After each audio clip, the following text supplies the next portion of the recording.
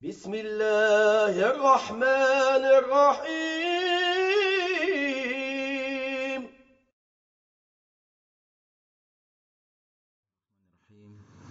Assalamualaikum warahmatullahi wabarakatuh.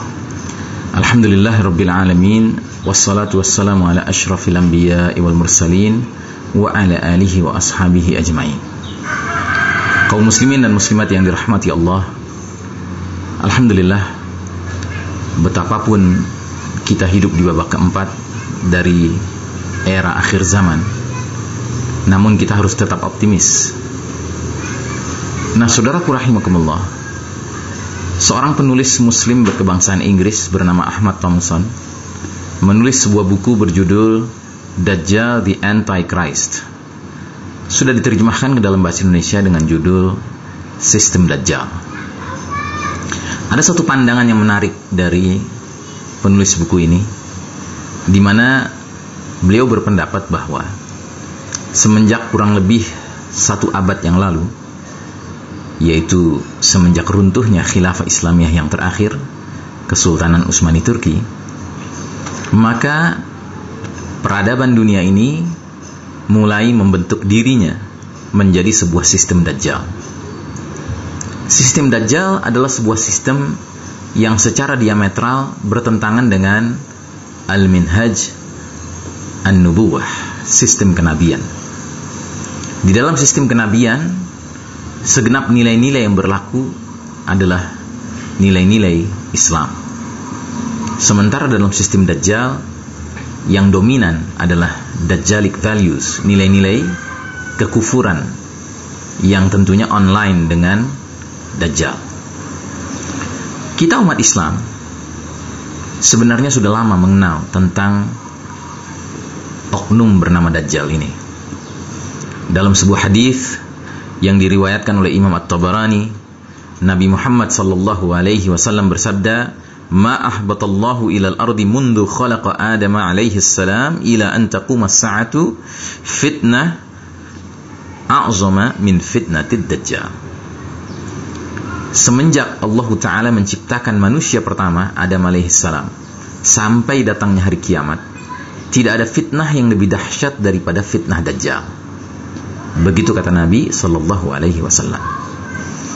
Nah, mengingat bahwa babak keempat merupakan babak yang paling kelam dalam sejarah Islam, maka sangat boleh jadi, bahkan memang banyak ulama yang menjelaskannya demikian, bahwa kemunculan Dajjal akan terjadi di babak keempat ini.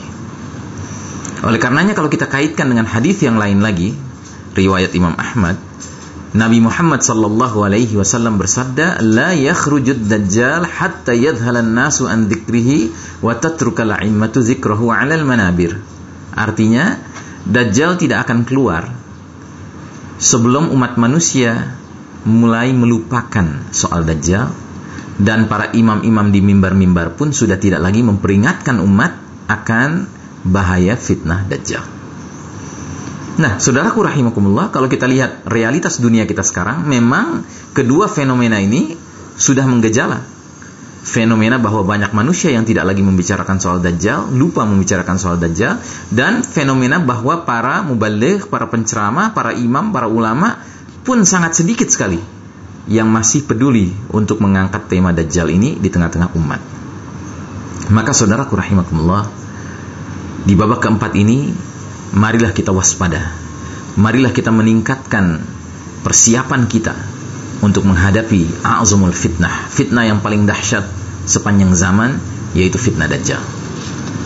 Sebab rangkaian fitnah yang muncul pada babak keempat ini dapat kita simpulkan merupakan muqaddimah, merupakan tamhidan, pengantar menuju kemunculan puncak fitnah, yaitu Dajjal. Dalam hadis yang lain lagi, riwayat Imam Ahmad juga, disebutkan di sana, suatu ketika ihwal Dajjal ini dibicarakan di kalangan para sahabat.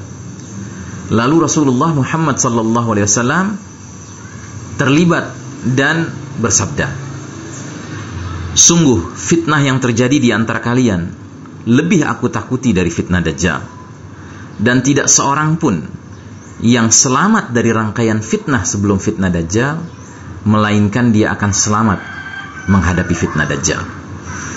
Dan tidak ada fitnah yang dibuat semenjak adanya dunia ini, baik kecil maupun besar, kecuali dalam rangka menyongsong, menyambut kehadiran fitnah Dajjal. Jadi saudaraku rahimakumullah, sistem Dajjal yang sekarang kita berada di dalamnya ini, memang Dajjalnya belum muncul, oknum Dajjalnya belum muncul, tetapi sistemnya kian hari kian memapankan dirinya. Segenap dimensi kehidupan sekarang ini, sebut saja dimensi apapun, Ipol, Exosbud, Mil, Hankam, Pen, seterusnya, ideologi politik, sosial, ekonomi, budaya, pendidikan, hukum, militer, semuanya nilai-nilainya sudah tidak berdiri di atas nilai-nilai keimanan dan keislaman. Maka dalam situasi dunia seperti sekarang ini, kemunculan Dajjal adalah hanya perkara waktu. Dan dikhawatirkan begitu dia muncul, dia akan segera dinobatkan menjadi pemimpin yang diletakkan online, compatible dengan sistem yang sudah tersedia ini. Nah, saudaraku rahimakumullah, oleh karenanya sekali lagi kami ingatkan, janganlah karena kita hidup di babak keempat penuh fitnah ini, berat fitnahnya, sedemikian rupa sampai-sampai kemudian kita merasa, sudahlah, lebih baik kita menggunakan paradigma orang-orang kafir. If you can't beat them, you join them.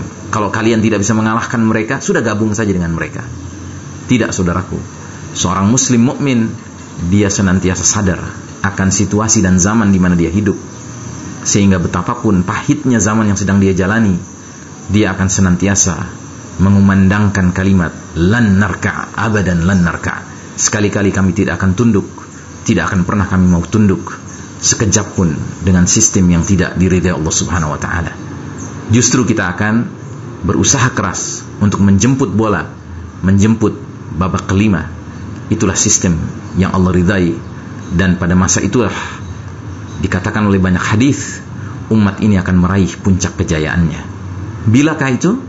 Wallahu a'lam bishawab. Bukan soal waktu yang penting buat kita, tetapi soal positioning, soal posisi di mana kita berada. Itulah yang lebih penting.